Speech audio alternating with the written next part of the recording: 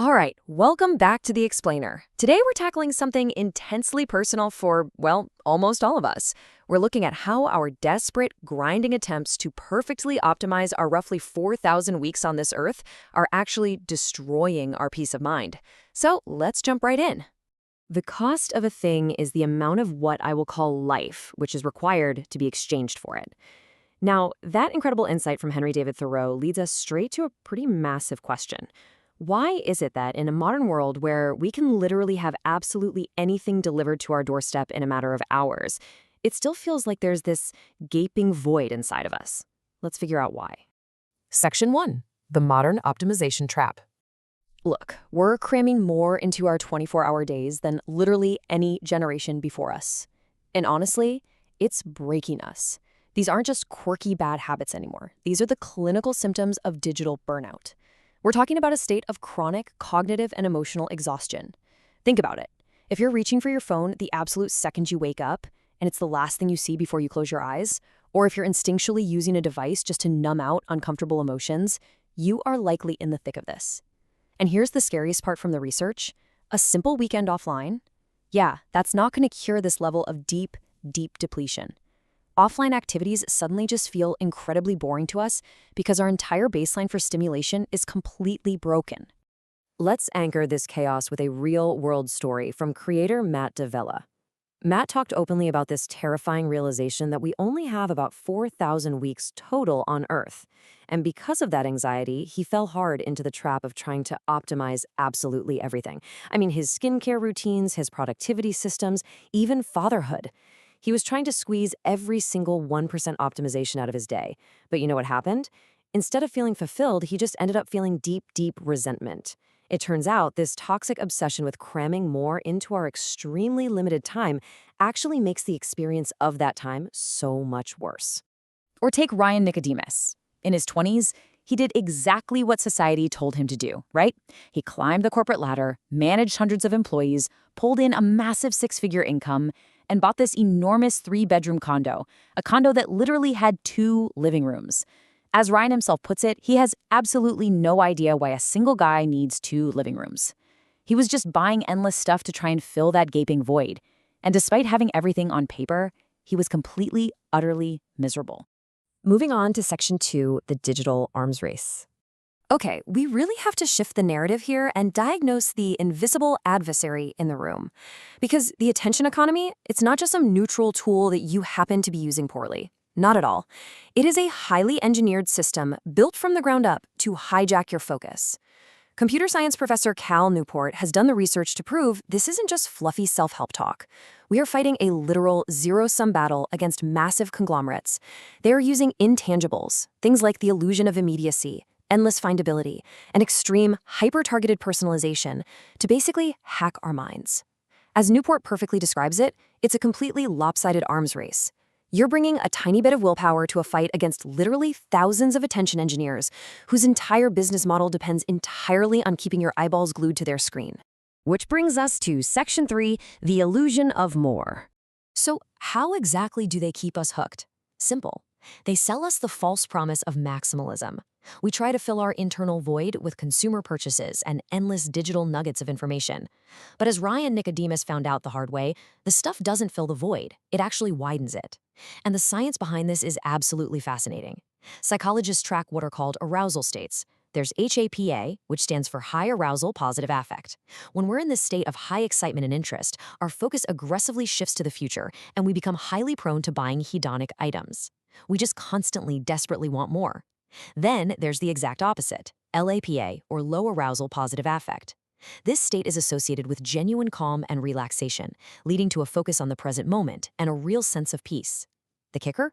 Our entire digital world is intentionally engineered to keep us trapped in HAPA, constantly excited, constantly craving.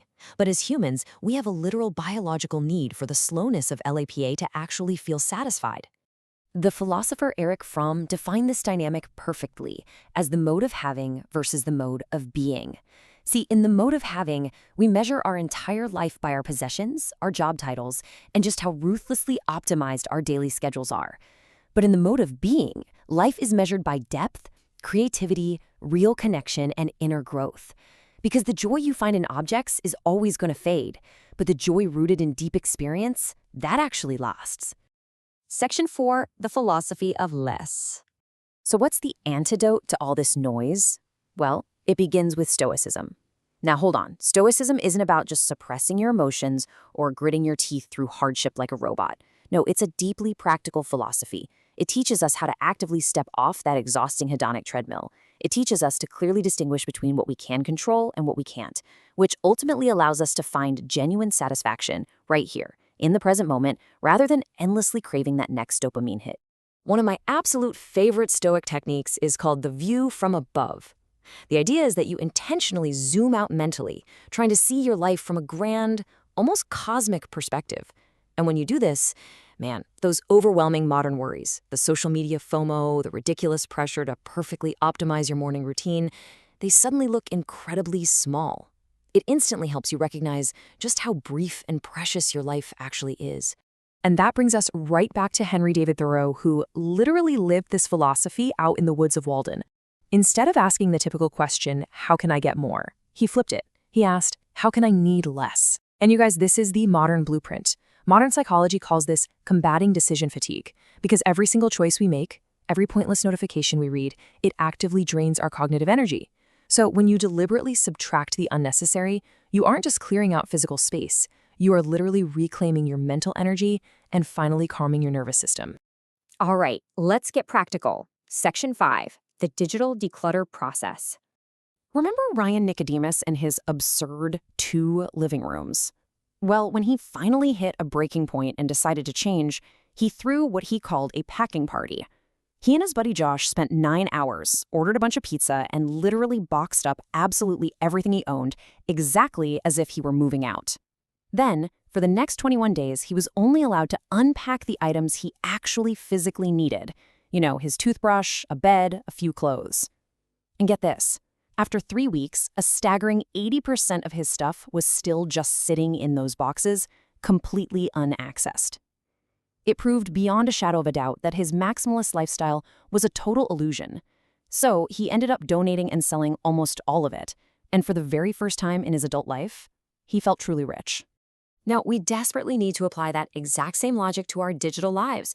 Cal Newport suggests doing a 30-day digital declutter where you basically step away from all optional technologies. But the real magic, that happens when you reintroduce them using this 3-step minimalist technology screen. Before you let an app back onto your phone, you have to ask, first, does this actually serve something I deeply value? Second, is it the absolute best way to serve this value? For instance, keeping up with your family is obviously a deep value, but is doom scrolling their Instagram stories the best way to do it? Probably not. A dedicated monthly phone call is way better. And third, if an app somehow passes those tests, you must constrain it with standard operating procedures. Decide exactly when and exactly how you're going to use it, so those massive tech companies aren't making that choice for you. Section 6, reclaiming your free time. Here is the catch, though. If you strip away all that digital chaos and the constant mindless consumption, you're going to be left with a pretty massive void. And you have to deliberately rebuild that void with intentional actions. Otherwise, you're just going to relapse right back into the optimization trap. You have to replace all that mindless screen tapping with high-quality analog leisure. Newport's research actually found that people who truly thrived post-declutter did things like fixing or building something every single week. Take blogger Pete Adeney, who taught himself to weld using YouTube, finding this massive, grounding satisfaction in physical craft. Or Matthew Crawford, who flat out quit his high-end think tank job to repair motorcycles. Why? Because interacting with the physical world, where a car either undeniably starts or it doesn't, is incredibly grounding. So take long walks without your phone. Have real, uninterrupted, face-to-face conversations. Give your hands and your mind something tangible to hold on to. And as you start building this new, intentional life, you've got to protect it. A great way is through the Stoic evening reflection. Basically, at the end of every day, right before sleep, just take a minute to assess your actions. Ask yourself, what did I actually do well today? Where did I fall short of my own principles? What could I realistically change tomorrow? And crucially, what am I deeply grateful for? This simple daily journaling routine maintains your mental boundaries against all those wild digital distractions, and it really helps you celebrate those quiet little moments of virtue that the attention economy is constantly trying to steal from you. So, I want to leave you with this final, lingering thought. We opened this whole explainer talking about the terrifying anxiety of having only 4,000 weeks to live.